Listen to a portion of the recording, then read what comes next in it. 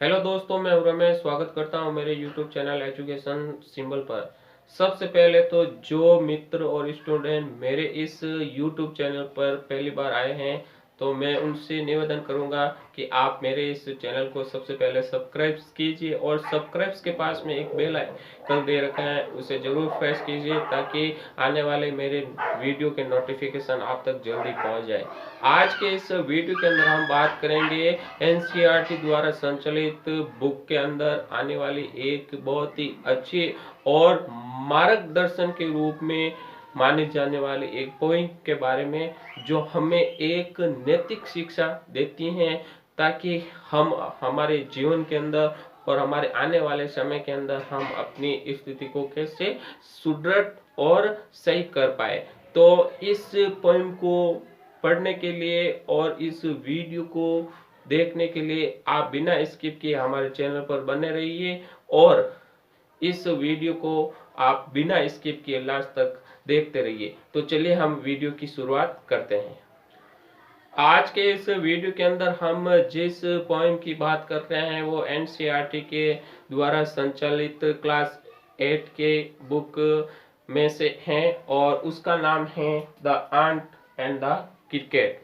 यानी एक छोटी सी चींटी और क्रिकेट, एक छोटा सा कीड़ा होता है जिसे हम क्रिकेट भी बोलते हैं। लेकिन क्रिकेट शब्द हमारे लिए एक जाना पहचाना शब्द माना जाता है, जो अक्सर हम खेल से रिलेटिव मानते हैं, लेकिन यह खेल से रिलेटिव नहीं है। यानी क्रिकेट का मतलब होता है एक कीड़ा जिसे हम बोलते हैं झिंगुर। कुछ झिंगुर होते हैं जो 4 पैरों वाले होते हैं और कुछ झिंगुर ऐसे होते हैं जिनके 2 पैर भी होते हैं। तो इसके जो राइटर या पोइटर कहिए, इसके जो राइटर और पोइटर थे वो थे ग्रीक यानी यूनानी भाषा के एक ऐसे विद्वान, इस सब नाम था उन्होंने ही इस छोटी सी पोएम को हमारे सामने एक रचना के रूप में रखा। तो हम सबसे पहले इस जो ये पोएम है, इसके पीछे कौन से सैद्धांतिक लक्षण विद्यमान है इसके बारे में पढ़ते हैं। तो सबसे पहले ऊपर लिखा हुआ है, a fable is a story. Fable बोलते हैं जो सैद्धांतिक मूल्य पर आधारित कहानियां कविताएं होती हैं, अक्सर जो पौराणिक तथ्यों के रूप में जानी जाती हैं, और इन रचनाओं के अंदर विशेष रूप से पशुओं को ही कैरेक्टर के रूप में माना जाता है। यानी पशुओं को ही पात्र बनाकर इनकी रचनाएं की जाती हैं। Often with animals as characters, यानी ज्यादातर जो फेबल होते हैं उसके अंदर पशुओं को ही पात्र के रूप में लिखा जाता है। यानी उस ऐसी रचनाओं के अंदर जो पशु होते हैं वो मुख्य भूमिका के अंदर होते हैं। दैट कन्वे ए मोरल, यानी ऐसे सैद्धांतिक शिक्षाएं जो हमें पशुओं पर या पशुओं के द्वारा भी मिलती हैं। लेकिन जीव जंतुओं पर आधारित ये कहानियां और ये कविताएं हमारे जीवन के लिए भी काफी महत्वपूर्ण होती हैं, क्योंकि इनसे कुछ ना कुछ मोरल के साथ में हमें एक सबक भी मिलता है कि वास्तव में अगर ये ना बोलने वाले जानवर, यानी इनकी आवाज तो है लेकिन इनकी आवाज को हम समझ नहीं पाते हैं, फिर भी वो अपनी भाषा के आधार पर हमें बहुत कुछ ज्ञान दे जाते हैं। This poem about an ant and a cricket contains an idea of far-reaching significance. इस पोएम के अंदर दूरगामी होने वाली ऐसी विचारों के बारे में बताया गया है जो दूरस्थ क्षेत्र के बारे में बताया जाता है। यानी दूरगामी सोच होती है किसी व्यक्ति, दूरदर्शी बोलते हैं ना जिसे, यानी कोई भी जिसकी सोच आने वाले समय के बारे में हो, दूरदर्शी बोलते हैं, या दूरगामी परिणामों के बारे में वो पहले से ही पता लगा लेता है कि हाँ आने वाले समय में ये चीज होगी या ये होगा। Which is true of a four-legged cricket as of a two-legged one। यानी जो झिंगुर होता है वो शायद हो सकता है कि 4 पैरों वाला भी हो सकता है और 2 पैरों वाला भी हो सकता है, या इनमें से कोई एक हो सकता है। Surely you have seen a cricket that has 2 legs। विश्वास के साथ में हम ये कह सकते हैं कि शायद आपने किसी झिंगुर को देखा होगा जिसके शायद 2 पैर हो, तो ये तो फेबल के बारे में और झिंगुर के बारे में दिया हुआ है कि झिंगुर कैसे होता है और कितने पैरों वाले भी हो सकते हैं। तो झिंगुर होते हैं जिन्हें क्रिकेट बोलते हैं, वो 2 पैरों के भी होते हैं और 4 पैरों के भी होते हैं।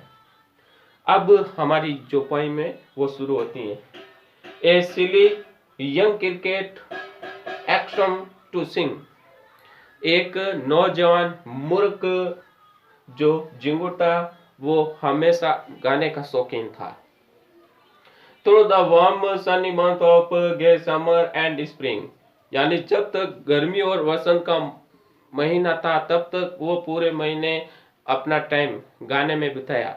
यानी जब गर्मी और वसंत का मौसम था तो उसने अपना सारा समय है वो गाने में ही बिताया। began to complain when he found that at home his cupboard was empty and winter was come। जैसे ही सर्दियों की शुरुआत हुई तो उसने घर जाकर देखा, जो खाने का स्रोत होता है उसमें जाके देखा तो उसके पास में खाना इकट्ठा किया हुआ नहीं। यानी ये बात कब शुरू हुई? जब सर्दियां शुरू हुई उसी समय उसने ये चीज कही। Not a crumb to be found on the snowed covered ground, यानी धीरे धीरे पूरी पृथ्वी पर यानी चारों तरफ जमीन पर बर्फ गिरनी शुरू हो गई। यानी चारों तरफ पृथ्वी उसके आसपास की जो जमीन थी वो बर्फ से ढकनी शुरू हो गई, लेकिन उसके पास खाने के लिए कुछ भी नहीं था। Not a flower could he see, not a leaf on a tree. वृक्षों पर ना तो फूल थे और ना ही पत्ते थे, यानी सर्दी का मौसम शुरू हो चुका था। और what will become says the cricket of me. अब अचानक उसने अपने आप से कहा, क्रिकेट झिंगुर तुम्हारा क्या होगा या मेरा क्या होगा। At last by starvation and famine made bold. भूखमरी और सूखे ने उसे हतोत्साहित कर दिया, यानी वो काफी निराश हो गया, निर्भीक हो गया। All dripping with wet and all trembling with cold, यानी सर्दी से कांपते हुए और बर्फ से गीला होते हुए। Away he set off to a माजरीलैंड, अवे वो दूर चला गया, यानी एक ऐसी कंजूस चींटी के पास में आकर उसने आश्रय और भोजन मांगा। To see if to keep him alive he would grant. अगर तुम मुझे जीवित देखना चाहती हो या मुझे मरने से बचाना चाहती हो तो थोड़ा सा मुझे भोजन दे दीजिए। हिम शेल्टर फ्रॉम रेन, वह वर्षा के मौसम से ही काफी उदास था। He wished only to borrow, he had repay at tomorrow। उसने कहा, चींटी से निवेदन किया कि वह आपसे ही कुछ थोड़ा सा ही भोजन उधार मांग रहा है और कल वो वापस लौटा देगा। उसने चींटी से ऐसी बात कही। If not, यदि तुम मुझे भोजन नहीं दोगी, he must die of the starvation and sorrow, वह भूखमरी और दुख के साथ में ही मर जाएगा। Says the ant to the cricket, तब चिंटी ने क्रिकेट से कहा, मतलब झिंगुर से कहा, I am your servant and friend, मैं तुम्हारी नौकर और मित्र हूँ। बट लेकिन we ants never borrow, we ants never rent, लेकिन हम चींटियां ना तो कभी उधार लेते हैं और ना ही कभी उधार देते हैं। But tell me dear cricket, लेकिन मेरे प्रिय झिंगुर मुझे ये बताओ, did you lay nothing by when the weather was warm, जब गर्मी का मौसम था उस समय तुमने कुछ भी इकट्ठा नहीं किया या तुमने कुछ नहीं किया। कोर द क्रिकेट, सिर हिलाते हुए उसने अपनी भूल को माना, यानी उसने अपनी भूल को स्वीकार किया। My heart was so light that I sang day and night, मेरा हृदय इतना प्रसन्न था, यानी मैं प्रसन्नता की गहराई में इतना खो गया कि मुझे पता ही नहीं चला कि मैंने दिन और रात में क्या किया। फॉर ऑल नेचर लुक्ड से, और मैंने इस पृथ्वी के हर नजारे को, मैंने इस प्रकृति के हर नजारे का आनंद लिया, यानी शौक लिया। से यू सेंग सर यू से, उसने कहा, श्रीमान जी तुमने तो गाया, मैंने तो सिर्फ गाने का ही मजा लिया। गो देन, तुम जाओ, अब तुम जाओ। सेज द आंट, चींटी बोली, and dance the winter away, और आप इस सर्दी में दूर जाकर नाच कीजिए, यानी डांस कीजिए।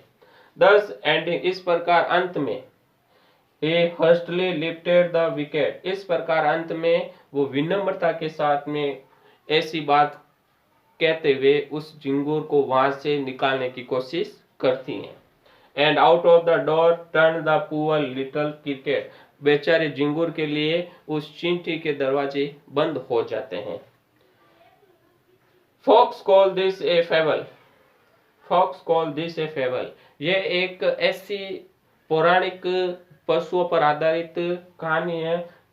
आई विल वारंट इट ट्रू, लेकिन ये सत्य है। ये एक छोटी सी कहानी मानी जाती है जिसको पोएम के रूप में बताया गया है, लेकिन ये बात सत्य है कि हाँ ऐसा हुआ था।